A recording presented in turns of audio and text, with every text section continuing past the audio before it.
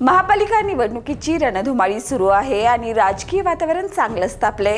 अर्ज दाखल करण्याची अंतिम वेळ संपताच महायुतीने आपली उमेदवारांची अधिकृत यादी जाहीर करून निवडणूक रणांगणात थेट उतरण्याचा इशारा दिलाय। ठरलेल्या फॉर्म्युलानुसार भाजपने 36, शिवसेनेने 30 तर राष्ट्रवादी काँग्रेसने 15 उमेदवार मैदानात उतरवले असून आकड्यात शिस्त दिसते, मात्र जमिनीवर राजकीय ताण स्पष्ट जाणवतोय।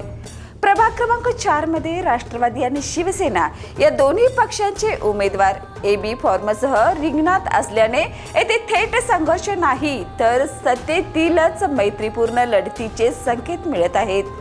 ही लढत केवळ मतांची नसून महायुतीतील अंतर्गत ताकद आजमावणारी ठरणार हे मात्र निश्चित। या यादीकडे पाहिल्यास राजकीय वारशांचे वजन ठळकपणे जाणवते।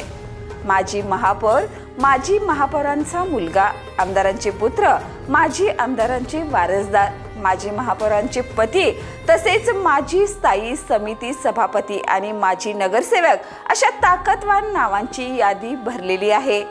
अनुभव आणि ओळखीवर भर देत महायुतीने सुरक्षित राजकीय खेळी खेळल्याचं हे चित्र आहे। महायुतीने थेट प्रभाग वाटपाचा मार्ग स्वीकारत शिवसेनेला पहिला आणि दुसरा प्रभाग सोपवला असून त्या दोन्ही प्रभागातील 8ही उमेदवार शिवसेनेचे आहेत। तिसरा आणि 16वा प्रभाग पूर्णपणे भाजपकडे देण्यात आला असून तेथील सर्व उमेदवार भाजपचेच आहेत। 17वा प्रभाग राष्ट्रवादीकडे असून तेथे 4ही उमेदवार राष्ट्रवादीचेच आहेत। काही प्रभागात एका पक्षाचे उमेदवार नसल्याने एक प्रभाग एक पक्ष अशी स्पष्ट रणनीती आखल्याचं दिसतंय। मात्र या राजकीय गणितामागे नाराजीची धगी तितकीच तीव्र आहे।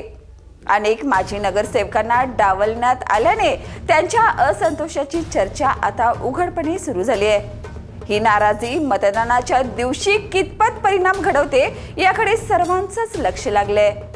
एकीकडे आकड्यात शिस्त आणि प्रभागात स्पष्टता तर दुसरीकडे अंतर्गत स्पर्धा आणि नाराजी।